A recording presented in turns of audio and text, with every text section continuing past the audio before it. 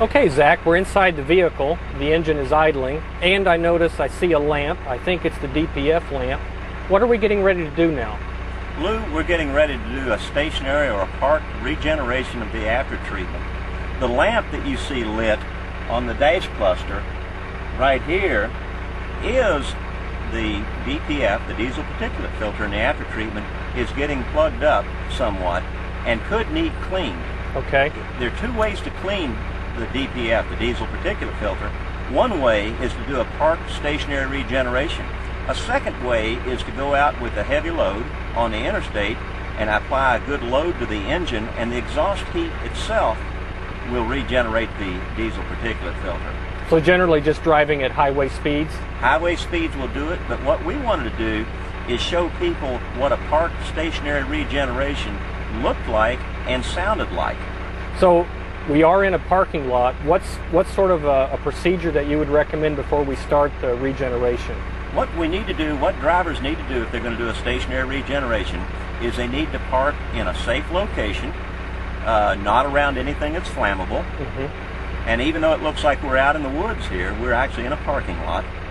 Set the parking brake, and then begin the stationary regeneration. Now, we have an owner's manual that has all the specific details, both around the safety precautions and also what the lights mean and how the procedure works. So it's in the owner's manual. It would be good for every driver to read this when they get ready to do a stationary regeneration, or just review it before they ever operate their truck. Sure. Well, I'm ready. Demonstrate how we do a parked regeneration. Okay, the parked regeneration, there's a toggle switch on the three-way switch on the dash here, and it has start, and it has the symbol for the diesel particulate filter, and then it has stop down at the bottom. So what we want to do is to start the stationary regeneration. So you push this switch in, and you hold it for 4 to 5 seconds in some cases. As soon as the engine RPM starts to increase, which you just heard, the stationary regeneration has begun. Now, this engine will sit here and operate at 1100 RPMs for about 20 to 30 minutes. Okay. And that regenerates the soot in the after treatment and cleans it up, reduces it. So, and as soon as it gets done with the regeneration process, the engine speed will return to normal idle, which is normally about 600 to 650 RPMs. Now let me ask you, when you push that start button and there's are all trucks built just like that with that kind of switch? No, many trucks are slightly different, but they all have a means of doing a stationary park regeneration. So the driver should refer to their owner's manual for their vehicle, and that'll have specific instructions on how to begin a stationary regeneration. Now let me ask, what's the purpose of stop? It says on that switch, stop. There's a stop side of this three-way switch, and if you push the stop side, that inhibits any regeneration. So the soot load will never be reduced inside the after treatment. So if you push that, the only time a driver should ever push the stop side of that switch is if the lot requirements require that. For example, if you're around a petroleum pickup, a distribution point, or something like that, and they require you to inhibit all regeneration, then the driver should push that stop button.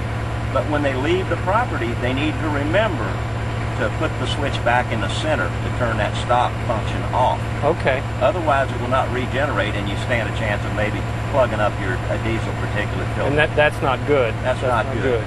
So here we are.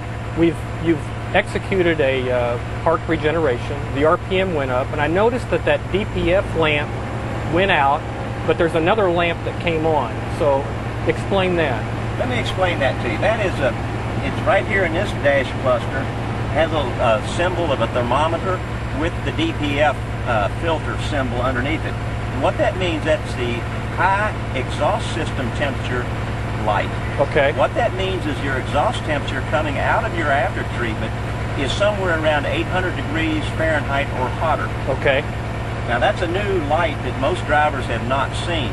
If they, in most OEM trucks, if they pull the visor down, they will see some written notice of what these lights mean, and what their action should be.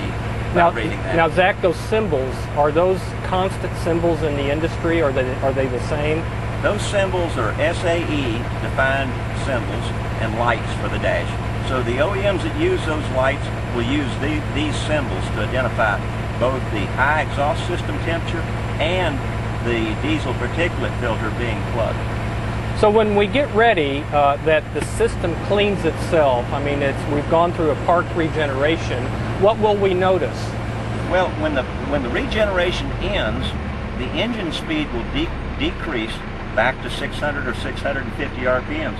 And it just did it. It just did it. So, I mean, it came back to 600 RPM, so we have completed our stationary regeneration. The truck is ready to be placed back in service. Okay, and I noticed that both lamps are out. The high exhaust temperature and the DPF, they're both out. That's correct, Luke.